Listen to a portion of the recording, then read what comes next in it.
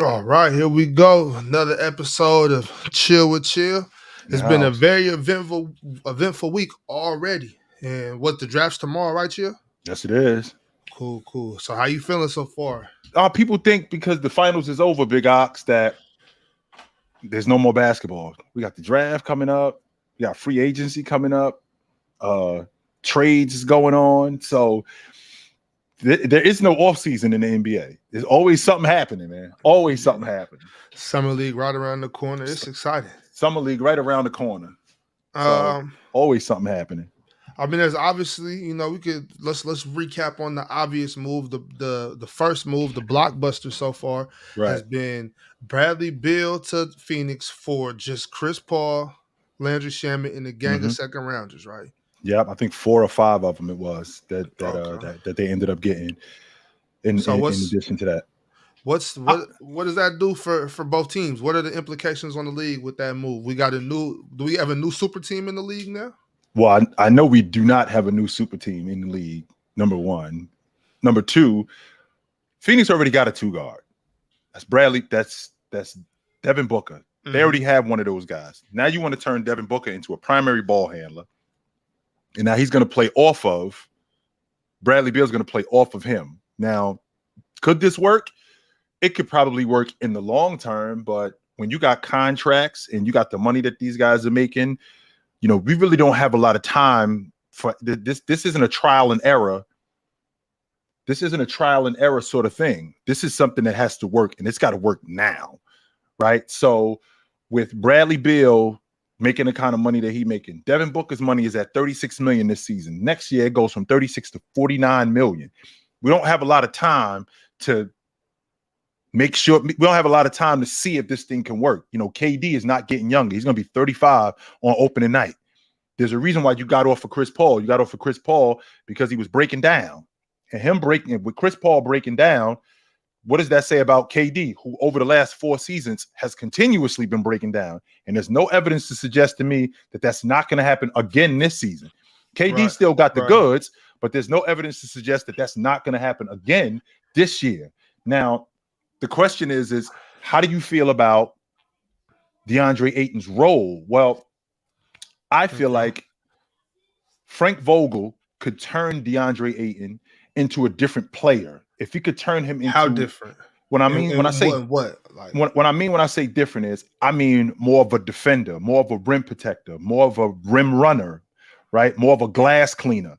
If we could get that out of him, I think that they would get more production from the Phoenix Suns overall because you got plenty of buckets. Now, DeAndre Ayton I think you got plenty of buckets. The question with DeAndre Ayton is, what does DeAndre Ayton think he is in terms of an offensive player? Is he a 20 a game guy? Is he a 25 a game guy? Does he think he's that good? Because from what it suggested to me, he looks like his ceiling may be 22 a game at best. Like I don't think he's a 26, 27 a game guy. And I'm cool with that if you're trying to win it. But if you're building a unit around DeAndre Ayton, then you obviously have to start over. His value isn't that high this offseason, right? His value isn't that high this offseason because they went the other way. Last offseason, when he was a restricted free agent, when he signed that restricted contract with Indiana, he signed that deal. Well, Phoenix matched it. So it's only 2 teams that were in the running for him, and he playing for one of them. Right, so he's playing for one of those teams. I don't know though, Chill. I think the value this specifically now. I think his value it hasn't shown yet like that, but I think there's some teams out there that can use DeAndre. Though. You don't think there's some teams that can use him, or just I tell you what, Big Ox, his value would be more valuable to the other teams. So it wouldn't be like with Phoenix. And the reason why I say that it wouldn't be like with Phoenix is because him on Phoenix, him being more of a rim runner, him being more of a rim protector, him being more of a glass cleaner, right? Him doing that stuff, that would be more valuable to them. To him playing somewhere else, that would be more valuable to him. So if he played in Boston, I would love him in Boston because they don't have a low post presence offensively. But it looks like they actually are about to handle that right now. We're gonna get to that later. Right. We're gonna get to that in a little bit. But DeAndre Ayton, if he wants to be the man, and if he's the man, 25, 26 a game, that essentially means that we building an offense around you. We're starting over. And if that's the case, then he has to be somewhere where the crew is young. Because chill, Tam. And I'm my bad. I hate to cut you off right now because I'm digging what you're saying, but I just can't get this thought out of my mind. I can't, because I know what type of guy you are. I know what type of guy I am, especially on that hoop court. I'm looking at DeAndre Ayton like, bro, don't do this. Don't be the guy that's like, yo, no, I need the ball. You got Bradley Beal, Kevin Durant, Devin Booker. If I'm DeAndre Ayton right now, I'm like, yo, fellas, especially the KD at the end. Brad's getting there. I'm telling these guys, look, I'm going to get 16 rebounds. I'm going to get 3 blocks. That's all you need to know. I'm gonna keep my hands in passing lanes. I'm gonna be big. I got y'all. I'm gonna get the ball. I'm gonna get it to you. But go crazy, KD. Like I'm reassuring these guys. Like, yo, I'm gonna do all of that. You don't got to worry about nothing. I'm. What is he? 23. I'll score in a few seasons. Don't worry about it. Let's get this ring. And not only that, you know what happens to my value when I do that? I become indisposable now. Right. When I do that, right? So if I'm telling KD, if I'm telling Book, if I'm telling Beal, I'll take what's left. You involve me when you're ready, but I'm cleaning glass, I'm rim protecting, I'm rim running. That's all I'm doing, and I'm blocking shots. I'm doing all of that stuff. I'm manning the paint. My value when this contract is up is gonna go through the roof. Right. It's gonna go through. So in terms of me getting paid, I won't even concern myself with that, because now, after we do what I think we could do, with me being the player that I could be in the middle, in 3 years, man, I can basically write I'm definitely a max player. In fact, a super max player. 100% I'm that. If Rudy Gobert was that, then I'm that, because I'm turning myself into Rudy Gobert, set better offensively. That's what I'm doing. Yeah, when I'm in that second unit with me and Brad in the second unit. That's what I'm doing. That's just dump it down. I'm jump hook, that's dump that's it down. all I'm doing. Yeah, I can knock down the mid-range, as you can see. I can, but when y'all dudes is on the floor, I'm cleaning glass. I remember Anthony Davis when he was at the University of Kentucky. They're in the national championship games. He having a bad game, and he said at halftime, he came in the locker room. He said, "You dudes score all the rest of the points. I'm getting every rebound. I'm blocking every shot." Coach Calipari said, "That's what we doing. We don't got to talk about nothing else. Let's go." Right. That was the end of it. But is Frank Vogel going to turn DeAndre Ayton into that type of player that's going to just be big down there and, you know, be a body, be a menace? It's a jungle down there in the block. Is he going to turn him into the animal you got to be to survive in that jungle? Big fella. He's 7 foot. What is he? 260? Yes.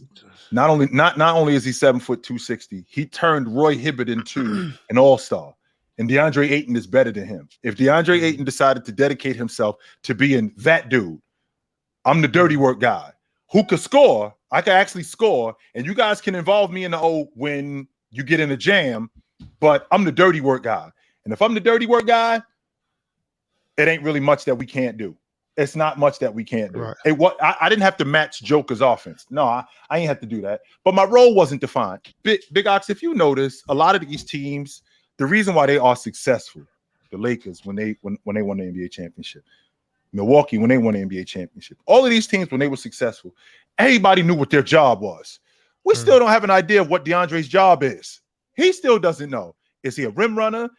Is he involved in the offense? Is he a glass cleaner? Am I a primary defender? What exactly is my job? What is it that you guys need me to do?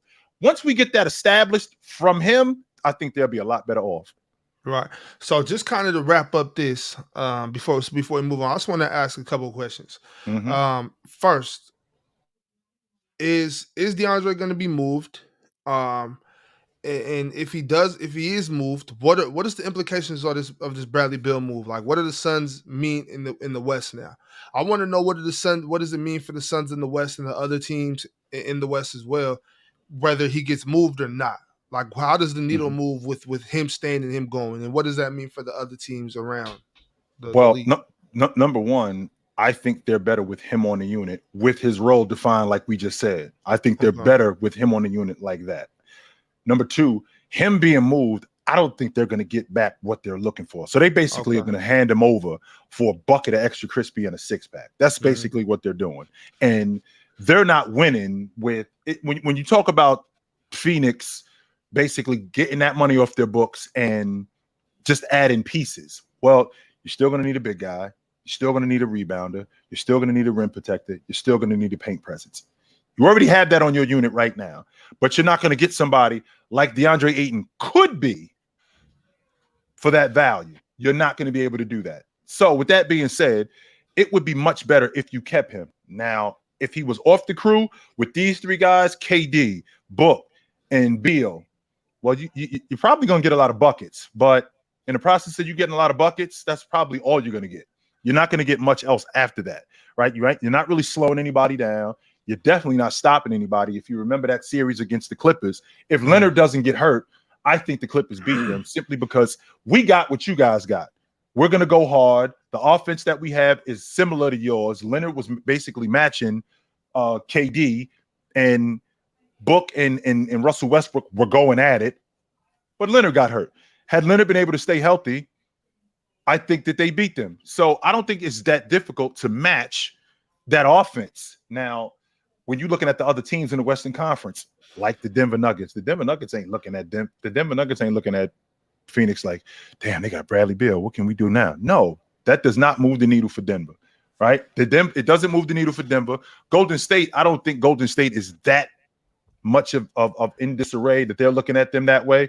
Sacramento, I'm pretty sure Sacramento's going to make some moves in the offseason, and I don't think that they are looking at Phoenix in that way neither. So when I think about the Western Conference, there aren't many teams that I think are looking at Washington going, I'm sorry, not Washington, looking at Phoenix going, damn, they got Bradley Beal, and that's 25 a game. How are we going to deal with these guys? Well, his numbers have gone down in terms of games played over the last 5 years. The amount of games that he's played has gone down. So the question is, how long can he stay healthy? But to answer your question, Big Ox, I don't think this moves the needle at all. Okay. Without DeAndre Ayton, I don't. So with the how about this next move? The move that just happened recently. I'm not sure if the ink's even dry on the contract yet. I don't know. I'm not sure if this is 100% finalized, but it's they've been working on it for the last couple hours. I know a couple people in the chat think that we're oblivious to it, like we don't know what's going on. Yeah, we do. Here, guys, we'll talk about it now. Yeah. So KP to Boston, Malcolm Brogdon to the Clips, and then Amir Coffey and Marcus Morris to the Wizards. Okay. So I think this only really moves anything for the Clippers in Boston. Right. So Boston gets KP. They got KP. They still have everybody but Malcolm Brogdon. Are they ready now?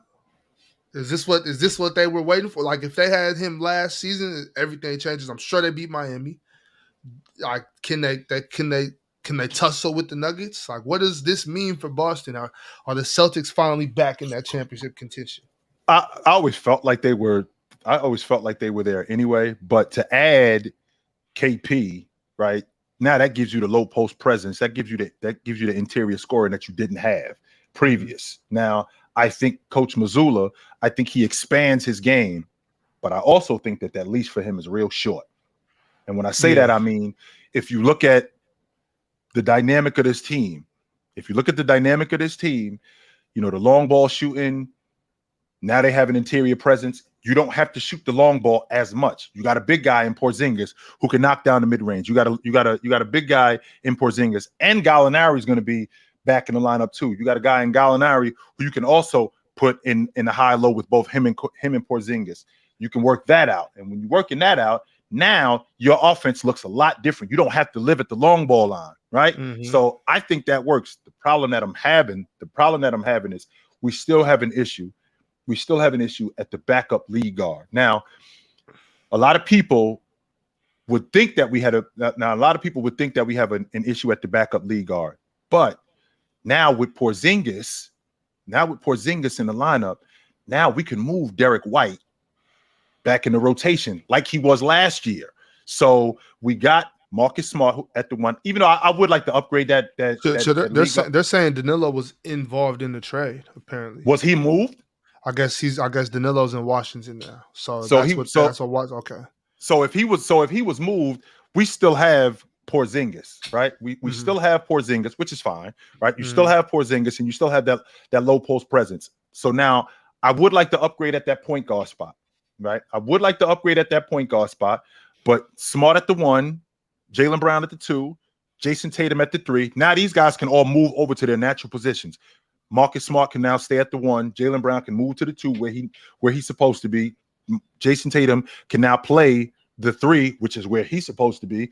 Now you got Porzingis, who plays the 4, and now you got Robert Williams playing the 5.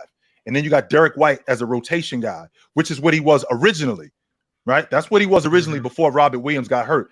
And now I think they're probably going to lose Grant Williams. So I think that they can – I'd like to see them sign him back, but I think that they're going to lose him. He's unrestricted? I do think that, and I think that they can bolster their bench, but I like that 5, to be honest with you. I do like that 5. Marcus Morris, the problem that we had with Marcus Morris with the Clippers was he wanted a bigger role. So he wanted to be more involved in the offense, which would explain why he wanted out with the Clippers, right? It makes sense, but it doesn't, because Leonard was out of the lineup a lot. Not only was Leonard out of the lineup a lot, Paul George was out of the lineup a lot. So Marcus Morris, he was very much in the offense.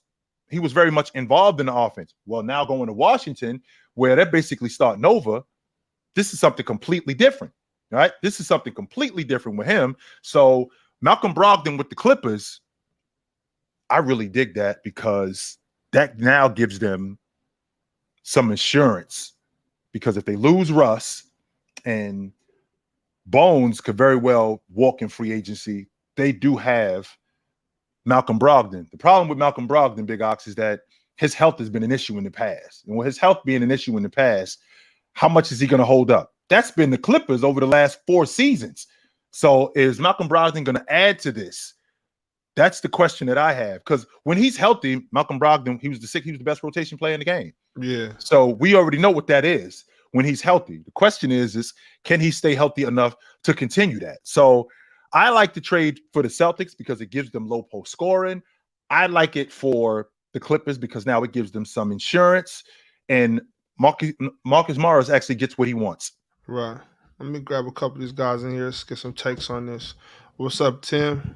Yo, what's good? Leaf Diggy, what's going on? Bobby. Leaf. Y'all overthinking this Ayton situation, man. No, we ain't. No, we are not. You are. No, we not. I'm gonna tell you why, chill. Because listen, you smarter than this.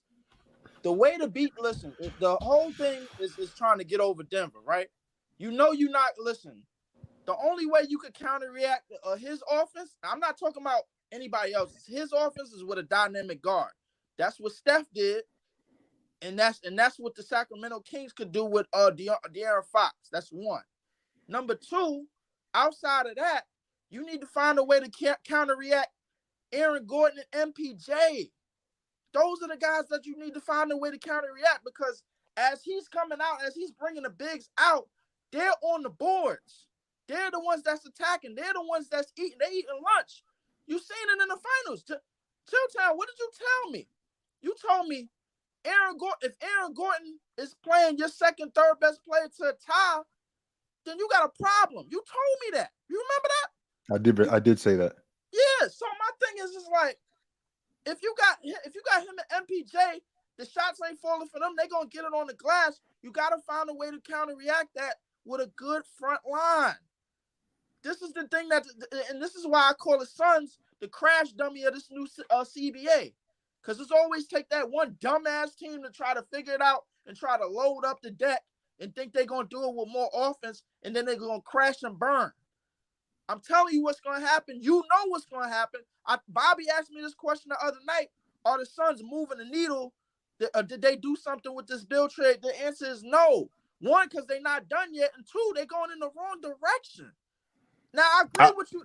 Now, hold on. Before you say anything, now I agree with you in terms of what DeAndre Ayton need to be. However, you the main person. I go off your words all the time. Show me when you show me who you are, that's it. That's it. DeAndre Ayton has shown you time and time and time again who he is. If I ain't getting the ball, I ain't working. If I'm not touching the ball and I ain't getting my touches, I'm not rebounding. I'm not blocking shots.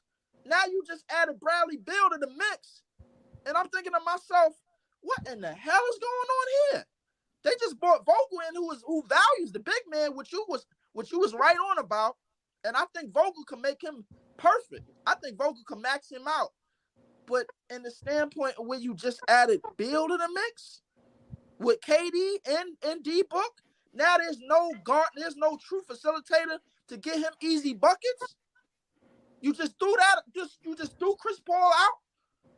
My question is, who is the facilitator? We already know that. That part we already know. They don't have a floor general. They don't have. I mean, Cameron Payne is a backup point guard at best. We already know that part. That's not news.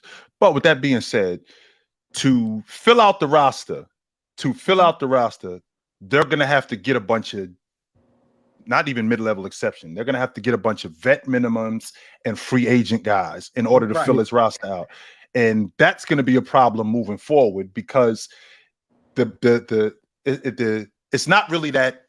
The pickings is really slim when you're talking about really good players after like guys like Van Fleet and those guys. Those guys aren't the guys that you're gonna have to worry about. You're gonna have to get whatever is left, who's ever left in free agency. So distributors, there are no Rondos available on the cheap. Guys like that. There are no Rubios. You know, Rubio might be available. But the question with Rubio is, how healthy is Rubio? Because I would actually love Rubio on this team because Rubio would come cheap. I would love Rubio on this team. I would love Rubio on this team. He would come cheap. He's not a guy who has to knock down a bunch of different shots. He can knock down a few shots. He would get Ayton involved in the game. He would get KD. He would get Book. He would help guys like Bradley Beal take the load off of them as primary ball handlers. The question is can he hold up? Because I think Rubio would be really good for this offense. I think he'd be great for this offense. And I think that DeAndre Ayton, if he could just turn himself into what I think he can turn himself into, not David Robinson. Nope, not David Robinson, not Patrick Ewing. I don't think he's that. If he could turn himself into more of a rim runner, more of a rim protector, more of a glass cleaner, more of a paint presence defensively, like I said to Ox, your value is going to go through the roof. So over these next 2 years, if they win it, your value goes through the roof. At 25 years old, he gets traded to wherever he gets traded to. Now you can get paid. Now you can be the man that you really want to be. Mm-hmm. Now, with that all real quick, leave Tim, you out there? Yeah, I'm out here. I'm here. I'm letting Leaf cook. Go ahead, Leaf. Just want to make sure he was there, Tim. Go ahead, Tim. No, go ahead, Leaf. Go ahead, Leaf. I just wanted to make sure Tim was there. Go ahead. Yeah. Now, with all that being said, remind you, we done saw all of DeAndre's reps against the best of the best in terms of bigs at his position. We saw him against Giannis in the finals, barbecue. We saw him against Dallas, getting nothing there. And then we saw him against Denver. Mind you, they beat Denver when they didn't have Jamal Murray in that 2021 year, and they swept them. And then you get Joker come back and basically giving him 30, 20, and 10. So my thing is this. Joker's not going anywhere in the West. You understand me? That's the new gate holder, the new gatekeeper, as you like to call it. You know what I'm saying? So my thing is like, if this is all has happened, and we looking at DeAndre Ayton like, yo, hey, you supposed to be that cleanup guy in the paint, but command the paint on defense, command the paint, be the rim runner, be the rim filler, be on the boards. My thing is if he ain't doing it against the two names that I just told you, and we looking at him against AD at this point in his career where he's supposed to be over him and he like mid here. And now with Vogel coming in and Bradley Beal coming in, you basically do a monkey wrench with Bradley Beal and got rid of facilitator to feed him open buckets and easy buckets. My thing is like, yo. Here's the thing, though, Leaf. If you got a guy like DeAndre Ayton, remember, we don't have him. He's not like Shaq. He's not like Lonzo Mourning. He's not like any of those guys. He might be one of those guys where once you define his role, once you tell him what you need him to do, you can probably get more value. You can probably get more production out of him as opposed to him just going out there and just taking it like that. That's not him. But if you told him like what Frank Vogel is going to sell to him, if he's still on the roster, what Frank Vogel is going to sell to him, I'm going to make you into an all-star. You know how I'm going to make you into an all-star? You're going to be 14 rebounds a game. You're going to be 17 points. We're going to be at the top of the Western Conference because of you. You're going to be one of the best rim runners. You're going to be one of the best rim protectors in the game because of you. That's why we're going to be what we are, because of you. If he's selling that to him as opposed to, well, I'm not really sure if you're going to be a rim runner, because like you just said, when he was going up against Giannis, okay, that was year 3. We're talking about a kid. He had just he only played 1 year college, so he was a kid going up against Joker. That's the best big in the game. That was the best big in the game, in the league MVP. So I'm basically a year out of school, 2 years out of school, and I'm going up against the best big in the league. So his role has not seriously been defined. When Frank Vogel coming in there and basically laying down the wood, listen, big fella, this is what I need you to do. And if you do this, this is going to be us. And this is going to be good for you, which would explain why they was what they were in Indiana, which would explain why they were what they were when he was playing when he was coaching the Lakers defensively. If they could do that with him in Phoenix, I think DeAndre Ayton would be really good for them. I think, you know what, and I think you on to something. Because we had to, I was talking to Bobby the other day. I was like, Vogel values the big man. That's what we all agreed on. However, they got basically a crossroad right now, whether they keep him and then max him out and then make his value better, or to go the other way and then build up the rest of their roster. Me personally, now looking back at it, I think they should have probably went after Kuzma and whatchamacallit before they went after Bradley Beal, because you went after basically one big-ass check. That's one big-ass tax bill, like, as the years go on, because Devin Booker ain't going nowhere. And he ain't going nowhere, and Kevin Durant ain't going nowhere at his money age. Going up too. The money is going up, and this is why I call the Phoenix Suns the test dummy of this new CBA. They the ones that's gonna be like, everybody's gonna have to learn from their mistakes, because they making mistakes already. You be like, hey, listen, the hell with the new CBA. We spending bread regardless. All that. Listen, damn all that. We going for the gusto, and they starting to go for the gusto. But the thing is, the one thing I can say positive out of all of this, Bradley Beal is not a selfish guy. I think he's gonna be willing to sacrifice. I think he's more than willing to sacrifice. Devin Booker is gonna have to be the aggressor with this situation. I still don't think Denver is being moved. Yeah. All right. Let's get Tim. How you feel about this? About DeAndre Ayton. It doesn't have to be DeAndre Ayton. If you got more takes on the latest trade with KP and Oh yeah, I got 2 questions for Chills, and I'm gonna bounce. The first question is, if this KP trade gets finalized, what was I gonna say? Which would be more of a failure, if the Celtics don't win or if the Suns don't win? If the Celtics don't win, because they already been there and they're upgrading their roster with KP. They're not going the other way. He gives them the interior scoring that they didn't have. And they already have the interior paint presence defensively in Robert Williams. They already got that. Now they got a guy in Porzingis who could score in the paint, and he could score on the perimeter. And when I say on the perimeter, I mean kind of like what Al Horford was doing, only except at a higher level. So he can shoot the long ball. Not only can he shoot the long ball, he can stick the mid-range, and he can score in the box. He can score in the box regularly. Going to Boston? Yeah. It's a 3-team trade. So Brogdon to the Clippers. Where you been at? Brogdon to the Clippers. Marcus Morris. Like the last couple of hours. I ain't gonna lie to you. Brogdon to the Clippers. Marcus Morris to Washington, and Porzingis to the Celtics. And Gallinari going to Washington too. Boston got to be the favorites now, right? They got to be. They was the damn favorites like the last 2 years. Yeah. We're talking about right now, though, Leaf. This year, Boston got to be the favorites, right? I mean, I love it, to be honest with you, because all of these guys get to move back to their natural positions. Like Jason Tatum gets to move back to the 3. Jaylen Brown gets to move back to the 2. Right. I like all of that stuff. Porzingis gets to play the 4. Robert Williams gets to play the 5 now. And that's dangerous with Kristaps and Robert both down. That's dangerous. Here's the thing. With Chilltown, I told him when the very first time we talked to each other, I told him what it is about Boston. What can go wrong will go wrong. Facts. Tim, and at Tim, it went wrong. You're right. Tim, what was you just saying?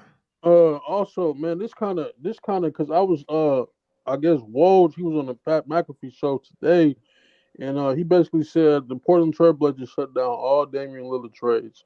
So now I'm looking at Miami like, okay, what is Miami gonna do? Because I wanted to, y'all see the Pat Riley comments about Jimmy and about the team and stuff. He was just like, I'm gonna try to get you some help, but he's like, you're the man. You know what I'm saying? You're the superstar. You got to figure it out. So I'm just like, damn, man, this is like Pat Riley might be thinking about running it back. And then Here's it's my last question. Here's the question, Tim. But go ahead, keep going. I'm listening to you.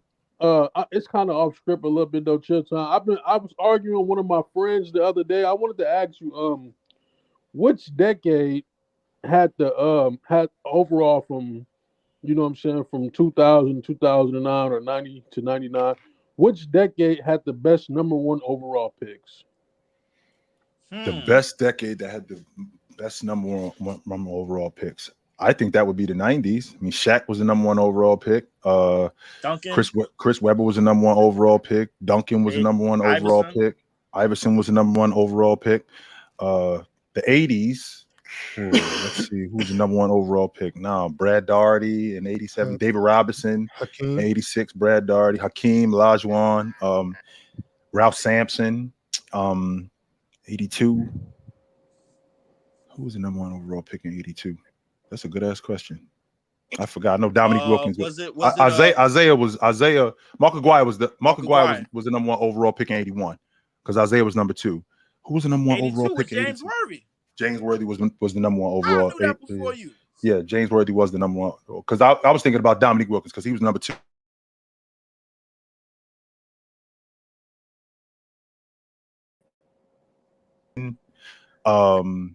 Gasol in 2002. Was it Yao? Yeah, Yao in 2002. Yeah. James in 2003. The White. Howard in 2004. The Spanish dude in 2005. Bognani. No, that was 06. Oh, that was 06. And 05. Who was the number one overall 05 was Bogut. 05 was Bogut. Bogut, Bognani, and 07. That's Greg Oden. Greg Oden was 07. 08 was Derrick Rose. That's 9 was Westbrook. And no, Westbrook was the third pick. Yeah, he was the third pick. And John Wall. No, Blake. It was Blake. Yeah, Blake was 9. John Wall was 10. Right. I think it was the 90s. The 90s? It might have been the 90s. Yeah, I think it was the 90s. The 90s had like for sure guys. AI, Shaq, Tim Duncan, Chris Webber, all Hall of Famers. Yeah. All 4 of them Hall of Famers. Who else? Who came out of 93? Was that was Webber. Webber in 93. Big Dog was in 94. 95. Number one overall pick in 95. That Joe Smith. That was Joe Smith. He was the only one. Mm-hmm. Yeah, Joe Smith was the only one.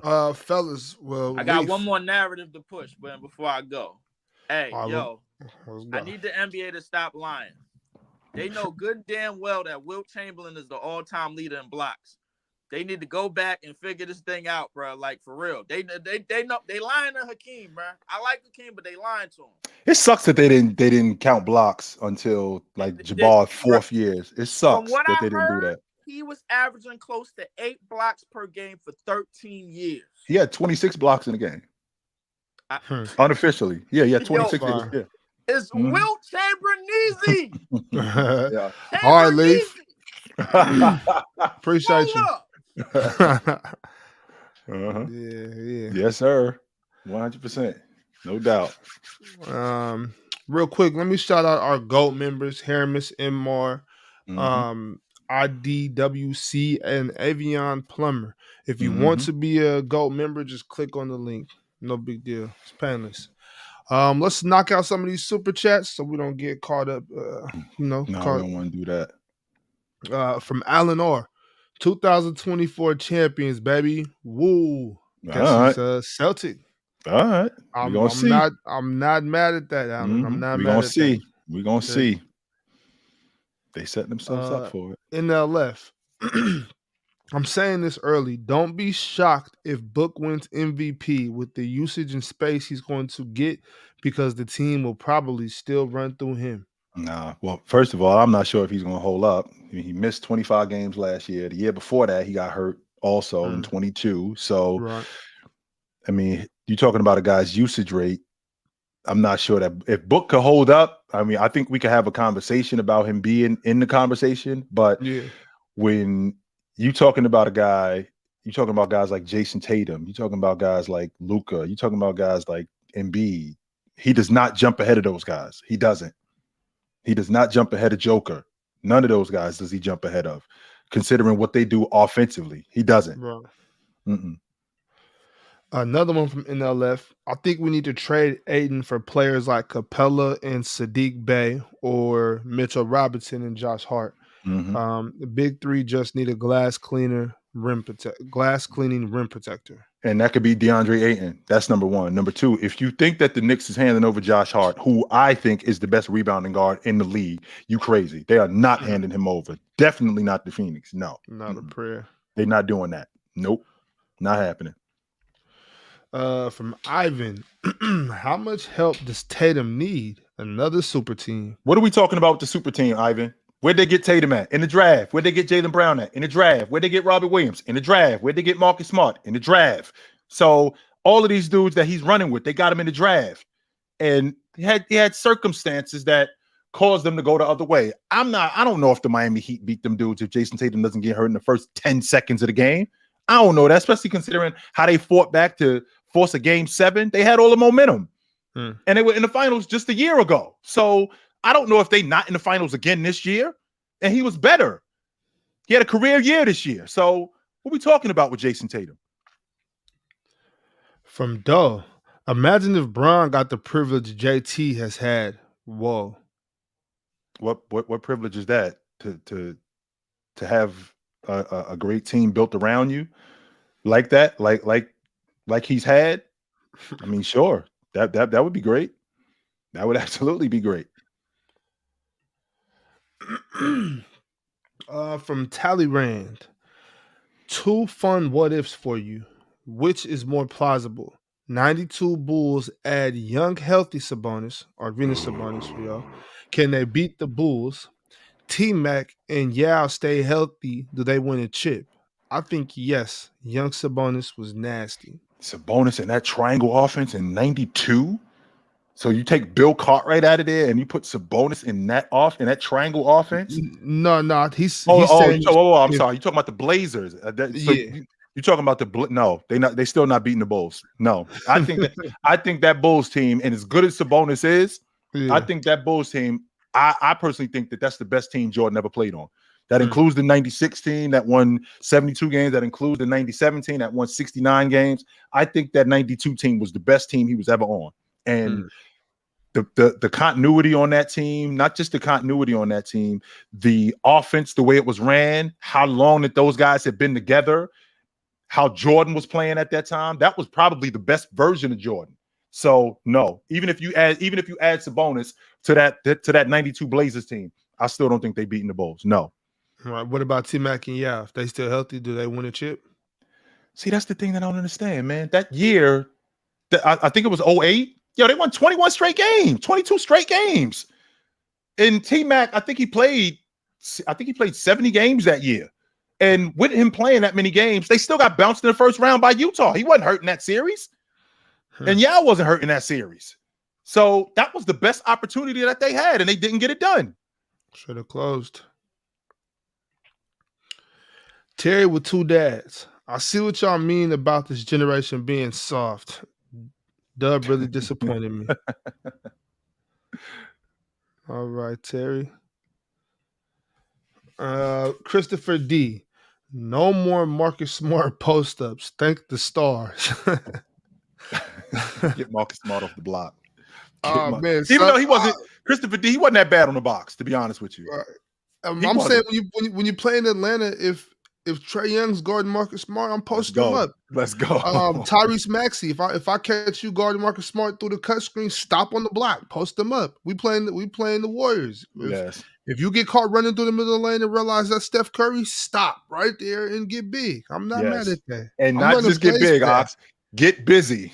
Yeah, come on. I'm running plays for that. Like I love to have a bigger guard pick on little guards. Yes. That's what you're supposed to do. I don't have no problem with that at all. No, obviously that's not going to be our go-to play all the time. Like we're not going to be like, hey, let's get Marcus on the block. Like, nah, but sometimes. But if we open up the playbook, That is in it. Yes, I think it should be. That's in it. If we open up the playbook, yes, that's a part of our offense. We do that. Yes. Get a couple more in before we call some more fellas up. Christopher D again. More concerned on Kuzma on the Kuzma free agency. I like him on the Kings over Harrison Barnes. What do you think, Big Ox? Yeah, I think Harrison Barnes has ran his course. You know, he's done everything he could for us. We love Harrison, but it's about time to move on. And getting younger with Kuzma and him playing a bigger role, but I think a big enough role where it's not too much. Yeah. So he's in a position where I can do this, but just this right here, and then I'm straight, as opposed to you putting more on him than you need to. Yeah. So yeah, I do like him up there. I do like him in Sacramento. I like Kuz with Keegan. Let's talk about Suns and Celtics with no true point guard. Yo, first and foremost, Jamal Murray ain't a true point guard. Let's get that out the way right now. Jamal Murray is not a true point guard. He's just a guard. He's very much a combo guard. So in the process of him being a combo guard, he works well in that offense. He's not a true point guard, and it worked. We saw it work. They were in the NBA Finals last year with Marcus Smart, and he's not a true point guard. So the fact that these guys aren't true point guards, I don't think that that's really that big of a deal in this particular situation, because he got the other stuff around him to supplement that. Right. That super chat was from Marquivian Black. From my man Sports PSP. Better scorer, AI or T-Mac? Tracy McGrady. He was bigger. He was more versatile. Allen might have hit bigger shots, and that does matter to me. I do care about what you did, where you did it. But in terms of production, I mean, Tracy McGrady, Allen did produce more, though, now that I think about it. He led the league in scoring 4 times. I think Tracy McGrady had a bigger bag. But when I think about who produced more, Allen did produce more. And he did it longer. That does matter. I do think that matters. It's not just your bag. Because Tracy McGrady did have a bag. He had a bigger bag and he was more versatile. But Allen did produce more. Facts.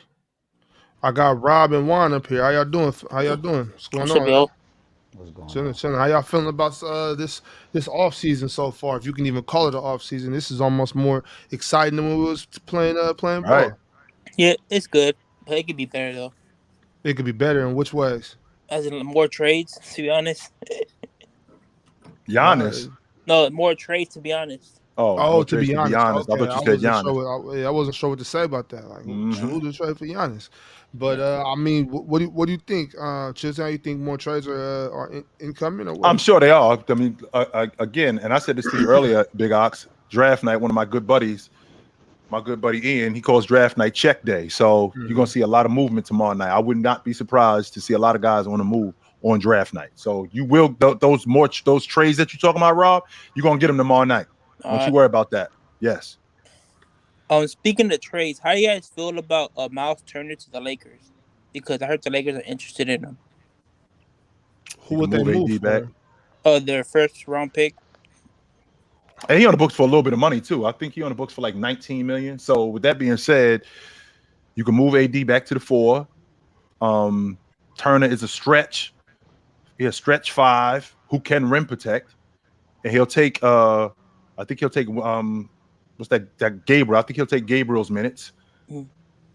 I like him. I like him with the Lakers. Sure, yeah. I do like him with the Lakers. If all you had to give up was a first round pick for him, yeah, I would do that. Absolutely. That's a no brainer. Yeah, I would do that. I wanted to get into this KP to Boston. I'm a Celtics fan, and I don't really know how to feel about this. You know, it's a good trade, I guess, but like Ox, no, I'm not a big fan of Joe Mozzarella, so I'm hoping that this doesn't turn into like what happened to KP in Dallas, where Rick Carlisle just made him just a corner shooter. Because Joe likes to shoot threes a lot, and instead of cutting to the basket. So I'm just real fearful of that, and I don't want this to be another wasted year. Just so you know, Juan, this year was not a wasted year. That's number one. Number two, the hook or the leash on Mazzulla is going to be really short. So Yes, I agree. if you start this, that's why y'all hired Sam Cassell. So if the season starts and like you get to January and you under 500, he's out. I'm telling you that right now. He's out. And Yes, with him being out, with him being out, Sam Cassell is familiar with big men. He just worked with Joel Embiid. He played with Hakeem Olajuwon, right? So he's familiar with the big guys. He's very much familiar with the big guys, and he would know how to implement Porzingis in the offense. 100. He wouldn't turn Porzingis into what Mike D'Antoni tried to turn Pau Gasol into with the Lakers. He's not going to do that with him. No. He's going to add him. He's going to add him in to the offense where he's knocking down mid-range shots. He's going to put him on the box and involve him more in the offense. So yeah, 100%. Yes. I don't think the coach is. I don't think the coach is an issue in Boston more. I think it's. I think it's less of an issue than you think it is. No, I disagree. I truly felt like the coaching was a bigger factor than people thought in this last series. Right. And personally, I felt like he made the right adjustments. It's just when he made the right adjustments, he went away from those adjustments and never went back to them. So that was kind of my problem that I had with him. And I've been on board with all the moves Brad has been making. I was a big fan of the Sam Cassell hire. I really wanted Rondo as well, but I'm fine with Sam Cassell. And I believe we got one of the coaches from Milwaukee, one of their defensive coaches. So I was a big fan of that. So I got high hopes for Joe, but at the same time, like, in the back of my mind, I'm like, man, we should have just kept Ime, but you just gotta move forward. What I mean when I say the coaching is not going to be an issue, I mean that this is not going to be something that's going to last long. So if the nonsense that you had to deal with last season, that's not going to last long. That's what I meant when I said that the hook for him is going to be quick. We're not going to get to the All-Star break and you dudes are teetering at 500 and we're having a conversation about the coaches. No, we're not going to do that. That's what I mean when I say the coaching is not going to be that big of an issue this season because he's not going to, because if this problem persists, he's going to be gone. And they plug in Sam Cassell? Yes, I think so. Yeah. Okay. And another thing about this Phoenix thing, I don't the point guard issue, I don't think is that big of a deal. I feel like Bradley Beal has shown us he's a capable playmaker and he can set the offense up. I think that one year where he damned down on the scoring, I believe he was like a 23-6-6. He was showing that he was a really good playmaker that year. And I think they snuck into the playoffs that year, if I'm not mistaken. Snuck into the playoffs because the last time they made the playoffs that was with Russ. That was the last time they made the playoffs. I think that was in what was that 22 21. That was the last time they made the playoffs was with Russ. They didn't make the playoffs in 22 or in 23. They didn't make the playoffs last year or this year. I think he got hurt. But with that being said, I'm not looking for a traditional lead guard, but what I am looking for is when you get to games even in the playoffs, where you got teams that match your offense, or you running up on teams that are better defensively that are going to slow you down. We need a heady guard that's going to keep us under control, that's going to keep us balanced, that's going to keep the defense honest, as opposed to we don't actually know what we're doing offensively. That's where Chris Paul came in. That's why Chris Paul was so vital, because he was that lead guard that kept us under control. The problem with Chris Paul is that his body broke down, and in the process of his body breaking down, his skills diminished. See, that's not the case with KD because KD still got the goods. Chris Paul body breaking down, his skills diminished because he's starting to slow down even more. So if you could get a lead guard in there that could keep you guys composed. I brought him up earlier today. I don't think you need anybody great. I think you need like a Rubio type of point guard. Even Rubio, I think he'd be great for you guys.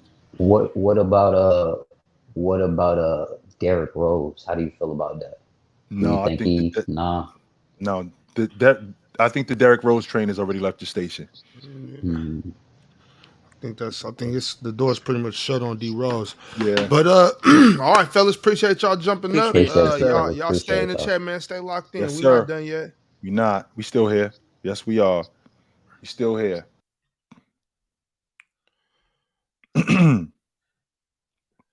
I just what I don't want to do is I don't want to overrate. I don't want to overrate guys like Chris Paul, where Chris Paul could possibly be on a contender. Like Chris Paul's days of manning a championship unit and them going to the championship are over with him as the lead guard. I think those days is over simply because he is not going to hold up. He isn't. Right. I don't see it. What I was going to ask you was, what are the Wizards going to do with Chris Paul? Is Chris Paul going to stay there or? Yeah. Well, first of all, him getting traded over there, now his money is guaranteed. So with his money being guaranteed, they can't buy him out because they're not eating $30 million. They're not eating $36 million. So he's got to play. The thing, though, is, Big Ox, is if we could get Chris Paul to be upright to maybe the trade deadline and he could look decent enough that we might be able to push him in front of, I don't know, X team and go, hey, would you be interested in Chris Paul for a 1? Would you be interested in Chris Paul for a 2? Or maybe even one of your rotation guys, as opposed to just running them into the ground. No, use them in a way where you could showcase him enough where by the time the trade deadline comes around, we might be able to shop him. Maybe Chicago. Okay. I said that just for USB. I'll see you back there. Alan R. Let me be hopeful, man. That's all we got left. You're talking about the Celtics. Yeah, okay, right. I just the Celtics fans. I mean, they're another one of those guys that you know how spoiled rotten the Celtic fans are. They are. OG and Ox, can you give a way too early prediction on how a potential Nuggets versus Celtics finals might shake out? I think if the Celtics would have been in the NBA finals, they would have beat the Nuggets this year. Yeah, I think that they would beat this past year. So what about this one coming up with KP? This one come. Yes, I do. I think that they get better. I think KP. I think he gets woven into that unit. I think they're much better with him, especially it's not like they getting him like Phoenix got KD, where they got him at the trade deadline. Plus he missed a month, so they getting him for the whole season. Yeah. So I think they're getting him for the whole summer and for the whole season. So. I mean, KP does have he's got some injury history, and I think if they can manage him correctly and have him in that lineup, I think him woven into that unit, I think they can beat the Nuggets. I'm telling you right now, Ox, I think we're looking at a different champion in 24. Oh, for sure. That'll be 6 straight years. Even though I think Denver could very well be back, I'd be surprised if they won it again. But I do think that they're going to be around for a while. I do think that. I think the West is getting better this year. Mm-hmm. And I think the Celtics are the favorites right now. Mm-hmm. I would have to say if it came down to Celtics Nuggets right now, it might be Celtics in 6, but with all due respect. Mm-hmm. Let me see. Okay. From Green, who should Clippers get for the power forward spot? So with Marcus Morris out, so now that's a hole that needs to be filled. To be honest with you, I would be feeling the Clippers going younger. And with the Clippers going younger, how about you draft somebody? How about you go find a power forward in the draft, right? Because we already know who Leonard is, right? We already know who Paul George is. There is no quick fix with the Los Angeles Clippers. Health is the issue with them. That's it. Health has always been the issue. Now you got Malcolm Brogdon in the fold. I would love to see them bring Russ back. I would love to see them get a legit 4-man in the draft. A guy who could stretch the defense, a dirty work guy who could get on the glass, run the floor. I think he'd be good. I think that kind of 4-man would be good for them. And now I'm not saying this person for the Clippers, in particular, but I just keep seeing his name pop up, and I want to know what your take on Miles Bridges. Is he coming back to the NBA? Is the team going to pick him up? Mm-hmm. He will be back once he and with him sitting out the whole season. He's also going to have to, when he comes back, the NBA is going to deal with him, and he may very well be suspended because of conduct detrimental. He could be looking at like a 25-game suspension. Didn't he already get his 35? I think he didn't get signed by a team last year. He was a free agent. That's why he wasn't in the league last year. Nobody signed him. Right. That's why he wasn't suspended or anything like that. But if he were to sign with the team, he would have to deal with that suspension, which could also be a problem too, because you're talking about a team that wants to bag a guy in Mikal Bridges, a guy in Bridges who, we might lose him for 25 games. Do we want to risk that? Is that something that we want to risk? And what options does he have? Would he be good in Charlotte?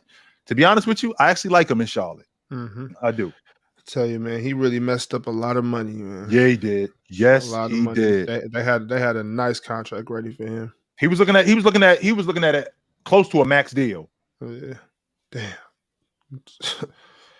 Keep your hands to yourself, fellas. Please, yo. Please. These chicks are not worth it. They're not. Even your wife, she is not worth it. It's easier to walk away.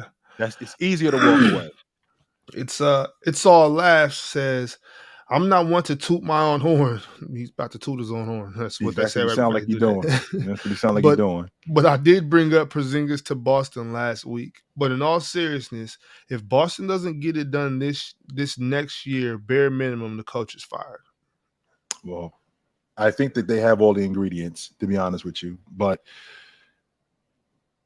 I think we get so wrapped up in now. But we are close, yo. Jason Tatum going into year 7. Jaylen Brown going into year 8, a contract year. So after this season, if they don't win the NBA championship, there's a lot of stuff. Even if they do win it, there's still a lot of stuff that's going to be hashed out.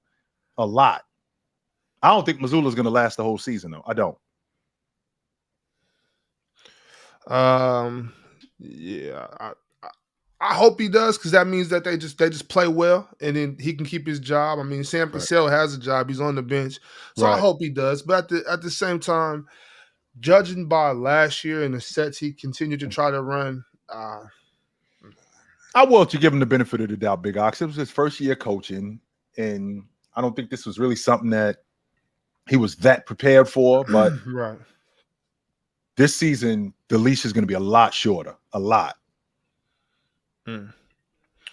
From Huncho, Chilltown, what is the step in the right direction for the Rockets this season? Move on from KPJ?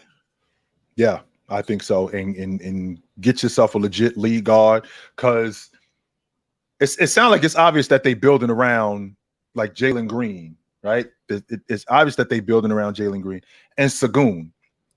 You guys already know how I feel about Jabari Smith. If you could get yourself, I know Scoot's he's not gonna fall to 4. I know he's not gonna fall to 4. But if Thompson were to fall to 4, absolutely. I'm going with him, and he's my lead guard of the future. And yes, we're gonna move on with him. I think that would be a step in the right direction for the Houston Rockets. Right. Body Bag 717. Ox, who are your Kings all-time starting 5? At the 1?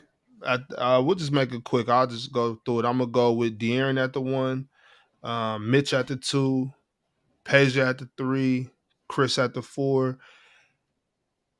and Boogie at the 5. Boogie at the 5. I do like that 5. I do.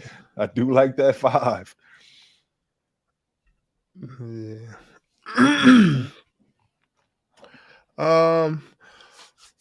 from Miko or Michael. We'll go Miko. Miko says, "Who's the best pure point guard in the NBA nowadays?" The best pure point guard.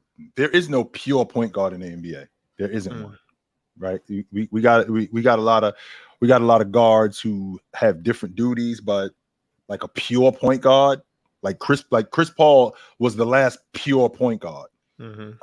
I dig what Tyus Jones brings, but he's a rotation guard. He should be a starter. Yeah, Tyus Jones. I think he's one of the. I don't think he's Chris Paul pure, but I think about him when I think about point guards, league guards like that. Like guys like Chris Paul, Mike Conley. Those guys are on their way out. These are pure ones. When you think about a legit league guard, there's not many left, man. Like I said, Chris Paul and Mike Conley, those guys are a dying breed. Like guys like Fred VanVleet, Trey Young, guys like that. Those guys are point guards. Ja Morant is not a pure point guard. He's more of he's a point guard, but he's a point guard in a different setting, in a different set. So what do you think about Tyrese Halliburton? I was going to say Tyrese Halliburton, to be honest with you. When I say pure point guards, I was thinking Tyrese as opposed to those other dudes, because he's a pass first point guard. He could score it, but he's more of a pass first point guard. So yeah, salute, hey man. OG, one. What up, brother? One thing I gotta say, man, I'm sorry, man. I started that Kobe thing with you, and now it didn't went into something else. It didn't. Now everybody at you, but I'm sorry. You started it. I'm sorry. You the one started it. I can't handle it no more, SB. Yeah, it's wrong. It's wrong. Kobe should be there. It. I'm sorry. I started it. You're the one who started it. I'm actually surprised that you agree, because there's two things that I agree with both of you guys on, and we both get flack for. One, me and you chill about LeBron not being top 10, and two, Ox, I agree that De'Aaron Fox this season right now is better than LeBron James. I'm like, bro, I don't understand what y'all expect for a guy at this age, because now, like, okay, if I give y'all the spectrum that LeBron James is a top 10 player, so then he's going to get open for criticism because he just got swept. But when you tell me, oh, no, bro, what you respect from him? I don't expect nothing, because he's not a top 10 player. He don't impact the game saying he's old. LeBron really surviving this much off his IQ, really. IQ and skill set. You can't tell me that's not a top 10 player, and he's a number 2 guy. And with that being said, my man down here, Sebastian, he tried to trip me up a couple of days ago. Right? He tried to trip me up a couple of days. No, I didn't. Ago. Yes, you did. That's why you're here. That's exactly why he's here. That's exactly why he's here. He tried to trick me up a couple of days ago. So we had this thing about the top 10, and this season coming in, I thought last year was the last year that James was in the conversation as the best player in the game. I still felt like coming into this season, he was a top 10 player.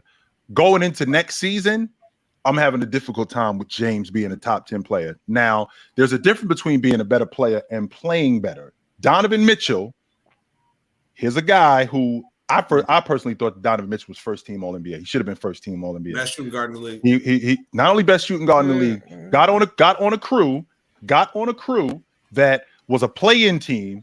He gets on this crew. They're a top 5 seed in the East. Bolsters their offense.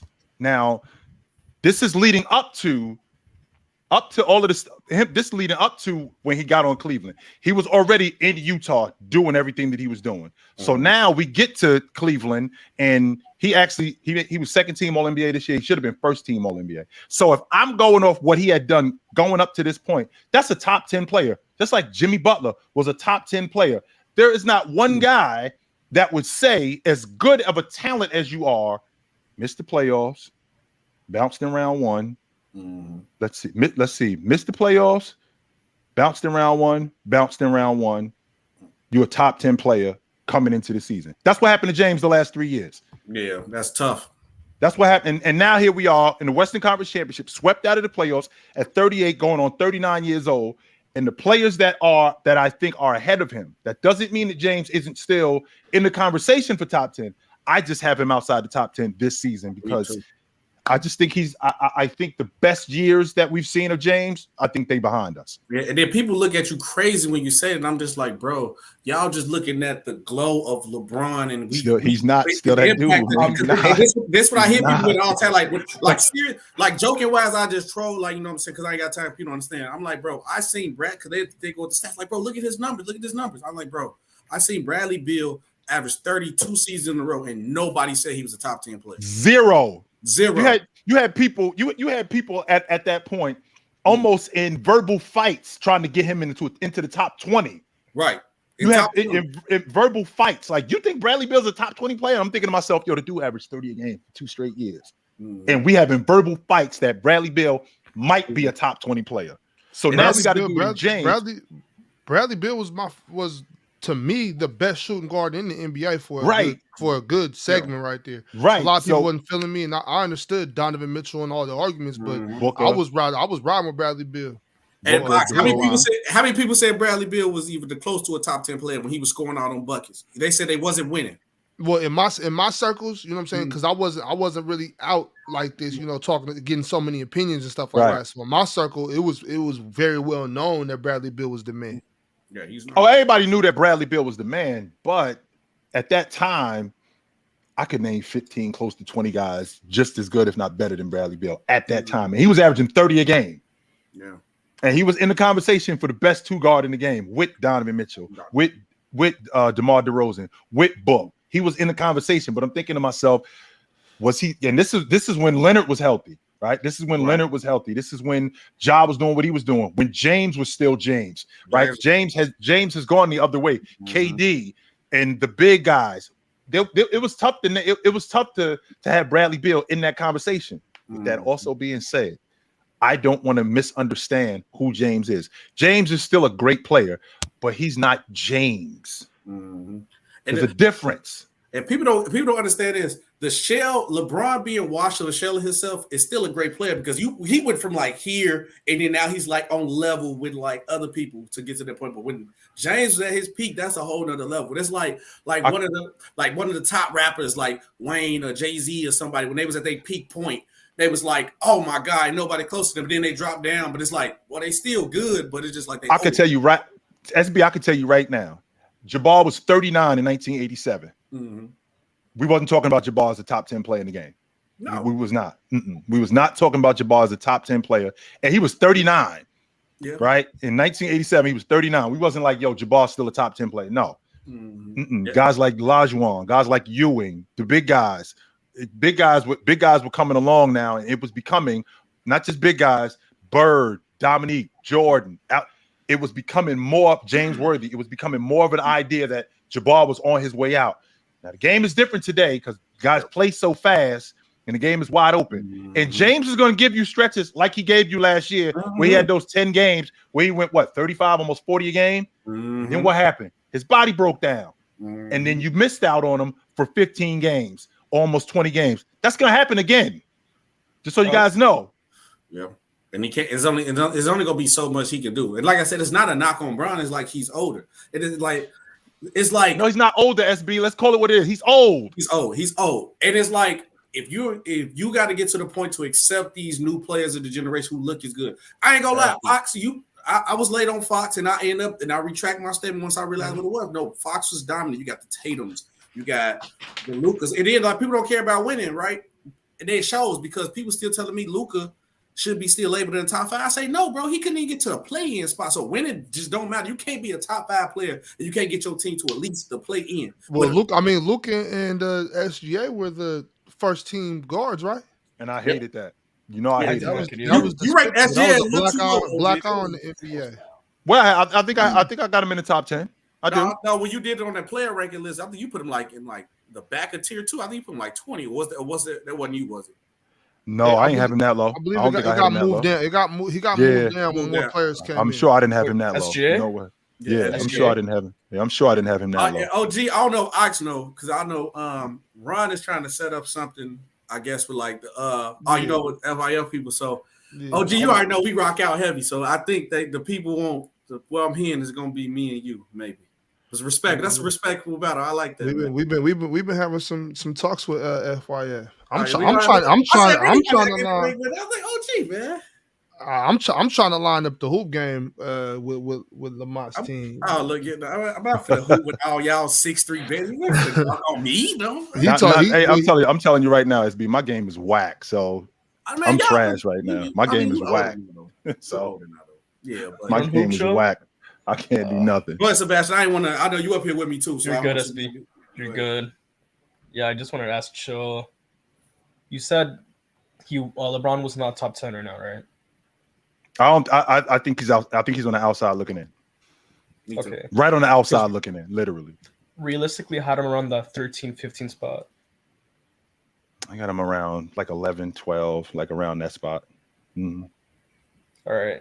No, I don't want to go over that because we already did this one time. I was gonna list my top 5 big threes ever.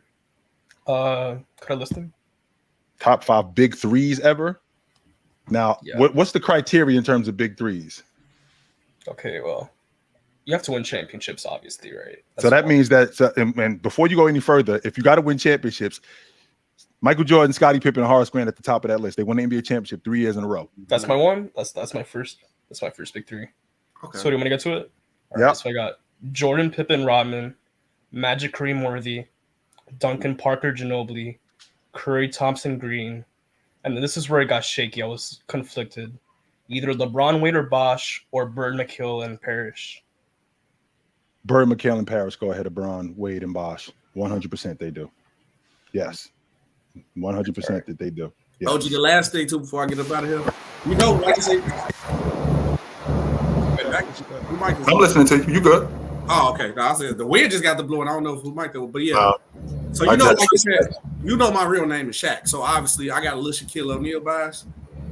Remember I told you I got Shaq at 5. I think I'm ready. I think we was on like a live with like I think his name like Barry or something.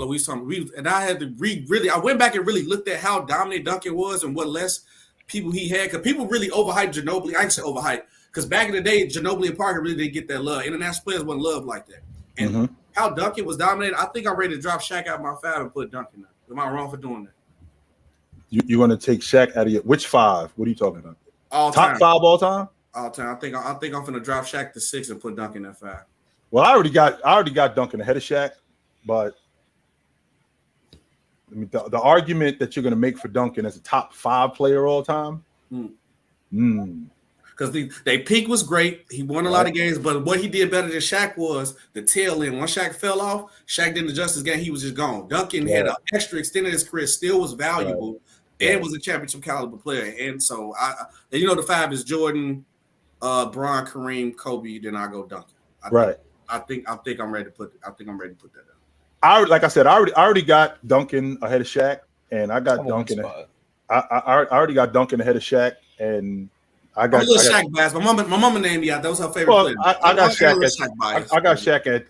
at 10. I got Duncan at 8. So to put Duncan in the top 5, I can't put him. I can't. It'd be tough to put him in the top 5, considering what the guys that I have in the top 5 with both Chamberlain and both Russell, what they had done. It'd be difficult for me to put Tim Duncan over those guys. No. Now the question, since you on Tim Duncan, that needs to be answered. And I asked this to Big Ox yesterday.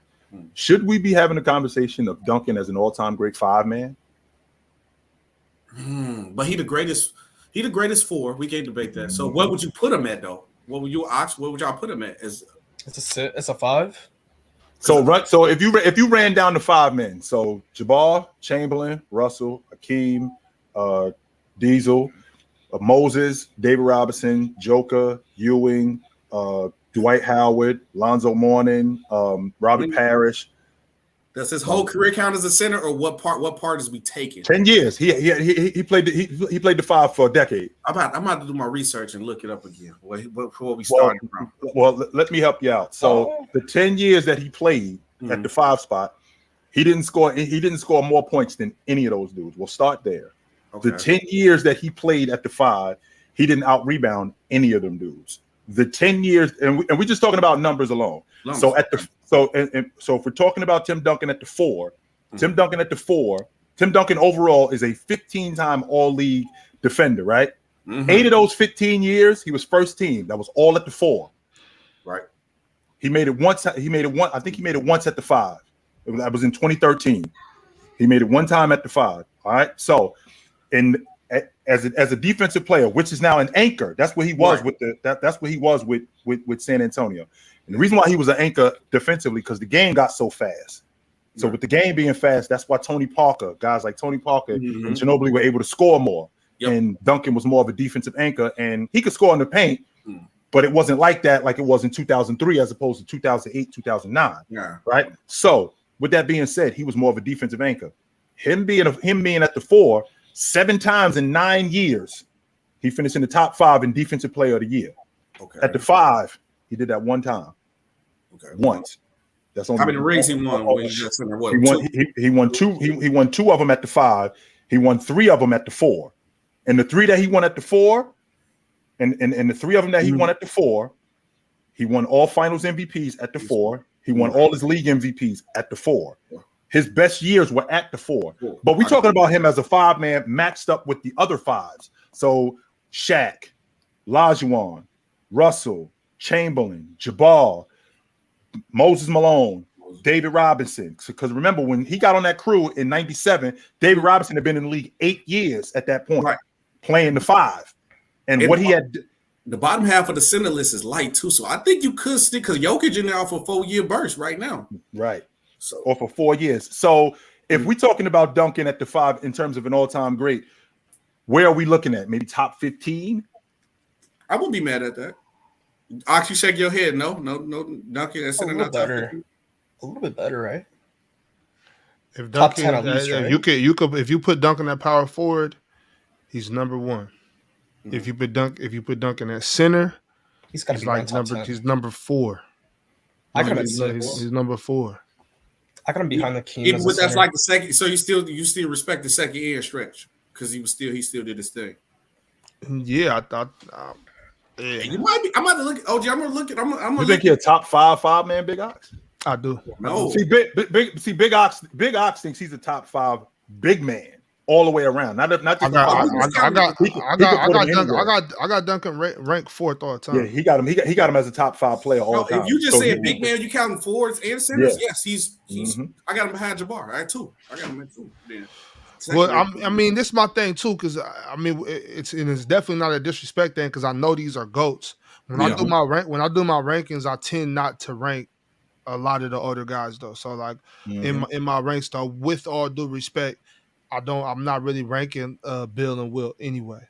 You know what I'm saying? So, also, y'all brought up something on the panel about the stat sheets being not maybe 100% accurate, saying like only one person really keep it better. Nah. I mean, it's not.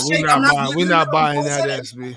No. I'm just saying. So even if we tinker it down a little bit, say if like Will Chamberlain had 60 points, but he really probably had like 50 and like instead of 50. But I mean, it don't take no different. It don't take no different. My point is, it don't take no difference from his greatness. So even due to respect, because I still respect the old era, it's not about comparing the 2 eras, about what you did in your era. So no matter if you say the stats were skewed, they still dominate their era. So it's my fault that I'm not really ranking those guys. It's just because I didn't do my due diligence. I don't know enough. I didn't see enough. You know, all the other guys, I feel like I've watched enough, seen enough, and been exposed to enough as younger. I just didn't. I didn't see anything from before this, before the mid 70s. You know what I'm saying? So I respect it. It's hard to try to keep up with all of it. I just don't like the couple, like the main players. You just ask me like who was on the 55 Hawks or something. I'm not finna just know that off top of the head. Oh yeah, I don't know that. I don't know that. Bro. I try my best to just do like the main people. That's it. Yeah. But fellas, I do got to keep it moving though, y'all. So appreciate y'all for jumping in. I'll go ahead, Sebastian. Go pick that off. All right, SB. Bye, SB. I'm like you, Chill. I got Wilt and Bill top 5. You got them 2 top 5, right? I do. I have Chamberlain at 4, and I got Bill Russell at 5. Same way, just the other way around. And Chill, what do you mean by I set you up? No, you tried to. You tried to trick me up. I didn't try to trick you. Oh, absolutely. My man gets in the comments. He goes, "Yo, make sure that y'all tell everybody that he said that Donovan Mitchell is better than James." Did I say that James was better than Donovan Mitchell at the beginning of the season? No. So. Oh wait, yes. Yes. So at the end James of the season, was better than Mitchell. All right. Exactly. So at the end of the season. But I asked you, would you say Donovan Mitchell is better than LeBron James? And you said, yeah. I would say that. Does that mean it's true? But I would say it, yeah. All right. It's fair enough. All right, Sebastian, appreciate you, bro. Yes, sir. Right. Bye, guys. Yeah. Yeah. It's all about perception, big fella. All about perception. Hey. That's all. Let's blast a couple super chats. That's like young Ox saying, Daddy, would you say that, you'd buy me a new pair of shoes? I would say that. Would I buy you a new pair of shoes? That's something different. But I would say that. Right. Never hurts to say it. Right. Body Bags 717. Chilltown, can you speak on Embiid's poor leadership? No, I can't speak on Embiid's poor leadership because he doesn't have poor leadership qualities. He shows up to play. I mean, he does underperform from time to time, but that's not because of a lack of leadership or because of poor leadership. That's just the dude trying to figure it out. When I think about a poor leader, I think about a guy that quits on his unit. I think about a guy that doesn't hold himself accountable. I think about a guy that blames everybody else. I think about a guy who underperforms, and not only underperforms, he underperforms and it's everybody else's fault. A guy who does not know how to lead by example. And that's not Embiid. That's not Embiid at all. So when you talk about a guy poor leadership, there's been plenty of guys who are poor leaders. I don't think Embiid is a poor leader. He could be better, but I don't think he's poor. No.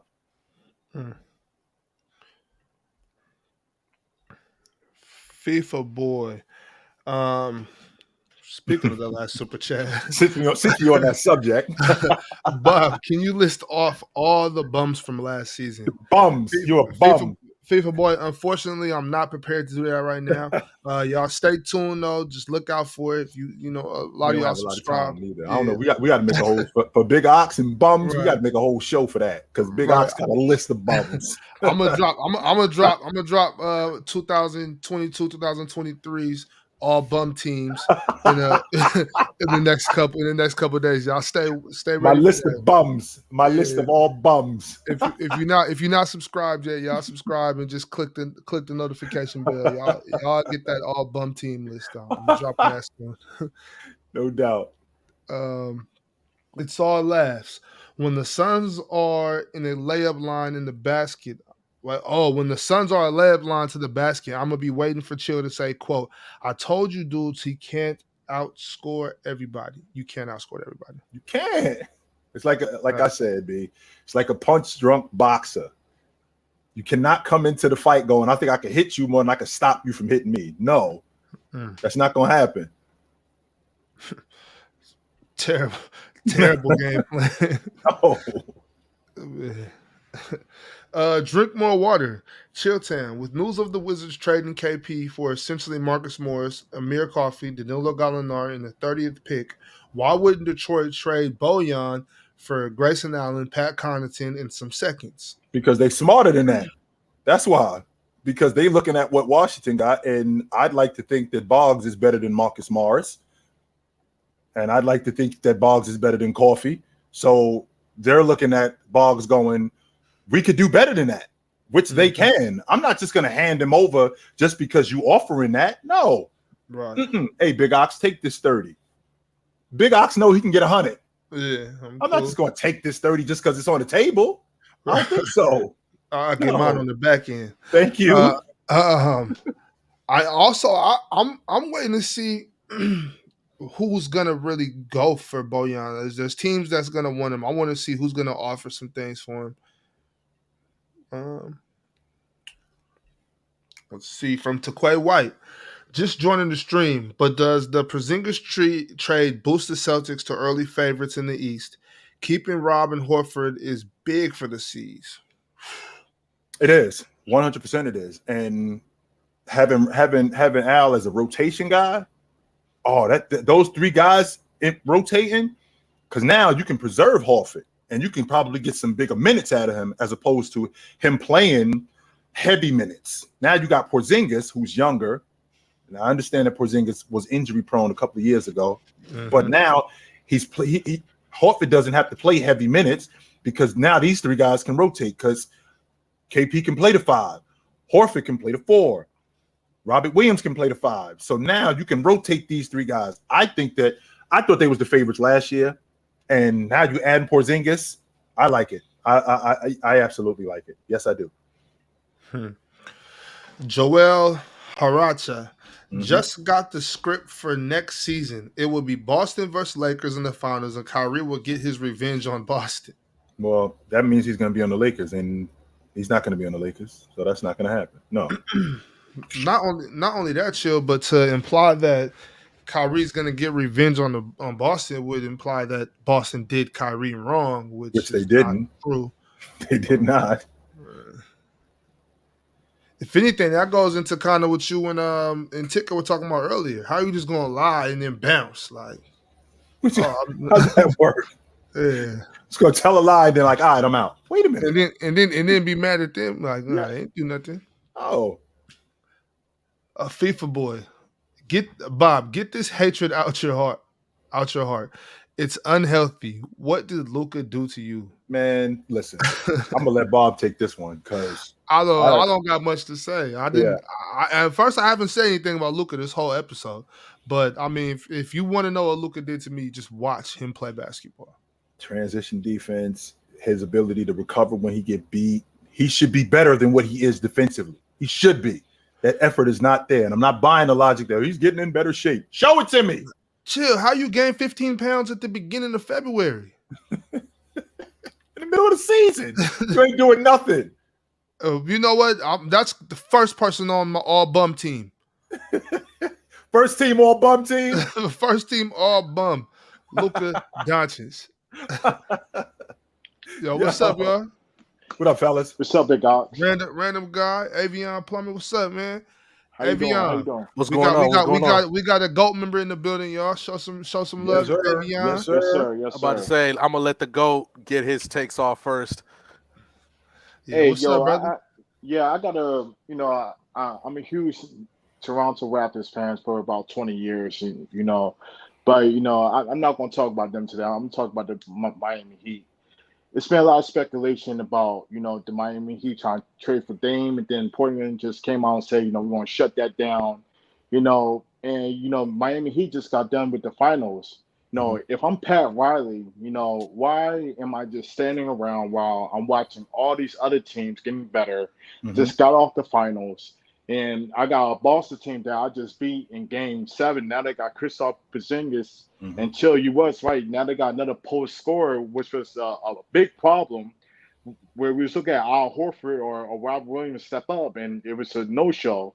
Now you got a 7'2" big man that's going to go down there and give Bam some work. What can Miami do to get better? Maybe trade or something like that to help out Jimmy Butler, because Jimmy Butler's not getting younger. He's getting older, actually. He'll be 35. About this. He'll be 35. He'll be 35 on opening night. Yeah, I asked this same question the last time I was on, and I threw out some names like Steven Adams.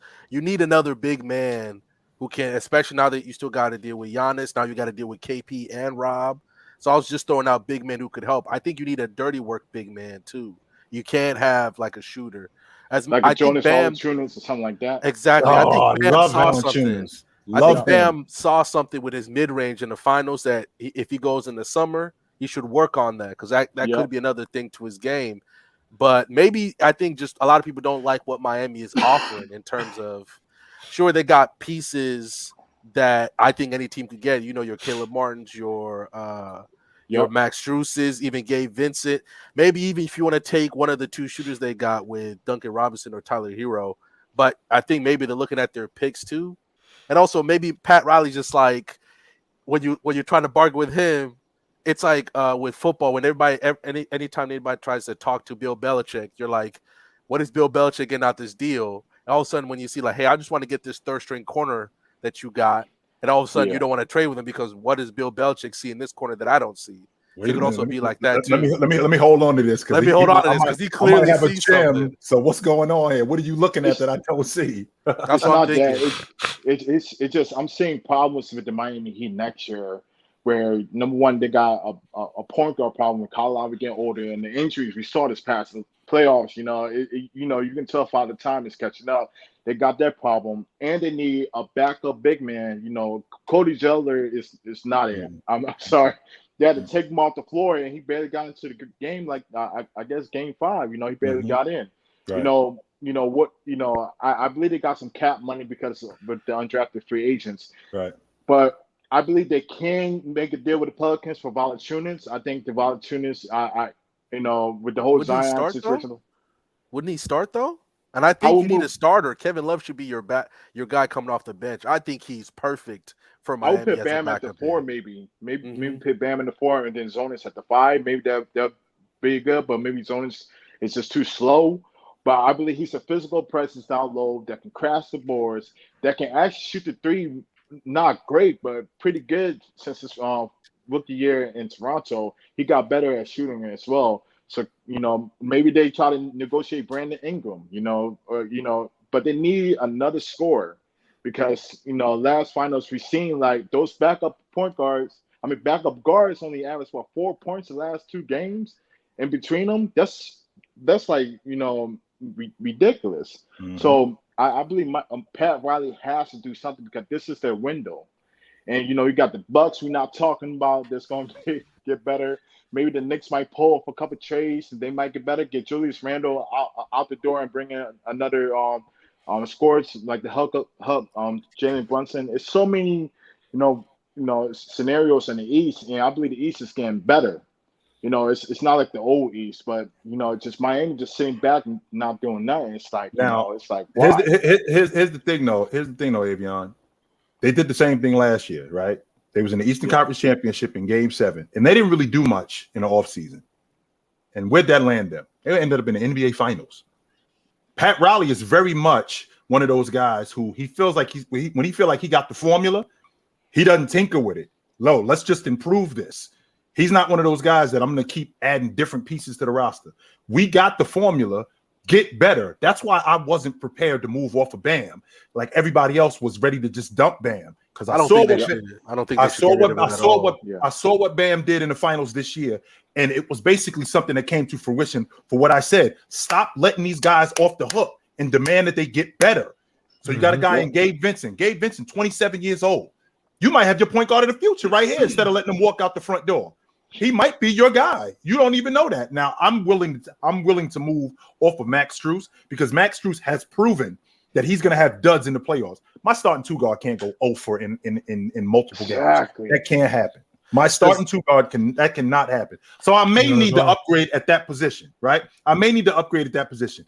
Jimmy Butler is getting older, but there's a style of play that the Miami Heat have. Add all of that up to the fact, Avion, that there are teams that at some point, we got to accept the fact that maybe they have just peaked. This is who I thought the Miami Heat was anyway. I thought the Miami Heat was an Eastern Conference championship team at best.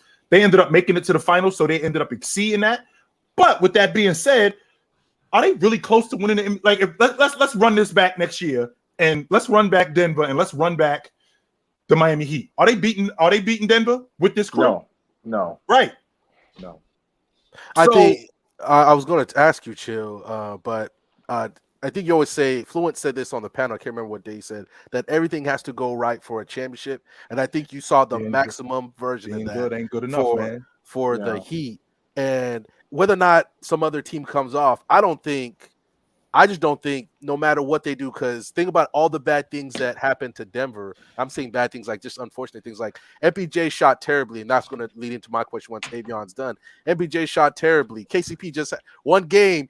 He was what Damo says. He was a double agent that game. He was fouling every 3-point shooter he could find. I know Bob was probably like, if I see KCP on the street, I might strangle him because I was thinking that, yo. I was thinking if I ever saw this dude on the street, I might swing on him for real. It was just like that. That's what I'm thinking. If Pat Riley just sits stays put, I think he's fooling himself. You got to get another big man. Does that mean if you let Max Strus go, does that mean Caleb Martin starts? So you not if that doesn't happen, does that mean you got to go find another 2 guard? I've been diving into this ever since I asked you that question, trying to see if any way that Miami Heat could get better because they got to be active. Because if I'm Milwaukee, I'm like, oh, I can't wait to play Miami again. Because think about all the things had to go wrong for us for them to beat us. And I don't think that the roster. I don't think that the roster needs to be flipped. That's the thing. If we can get in another scorer, if you could get another scorer in here, maybe Valanciunas and move because I'm an advocate of moving Bam to the 4. I think Bam is a 4 man that's playing the 5. I would love to see Bam at the 4. Valanciunas would be great. I would love to see. I'm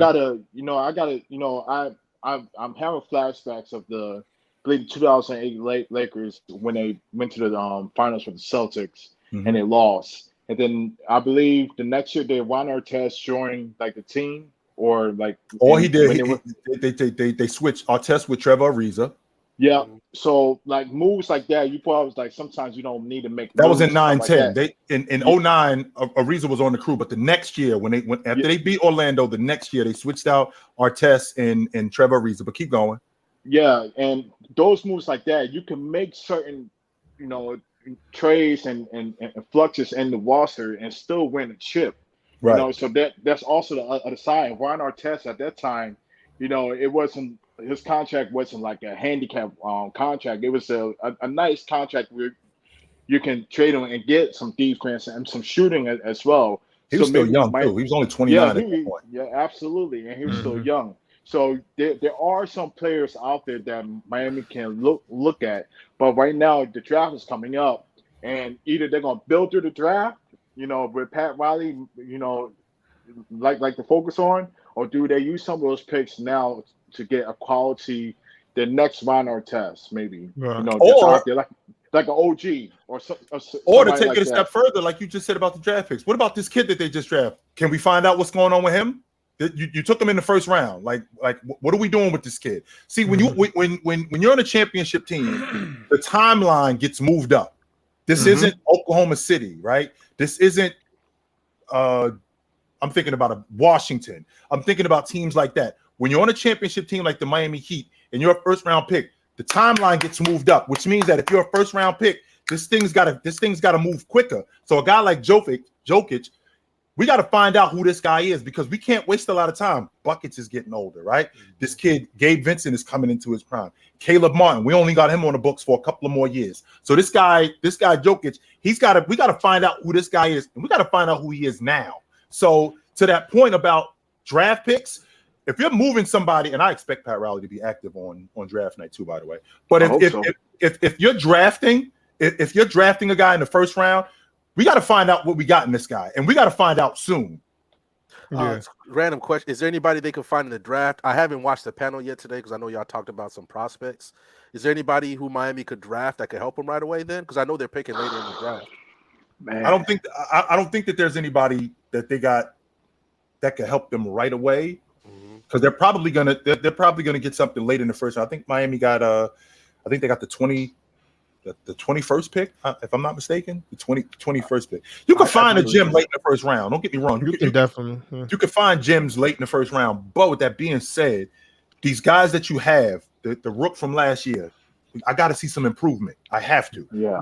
Okay. I have to see some improvement. Fellas, I do have to ask you to hold anything else you got.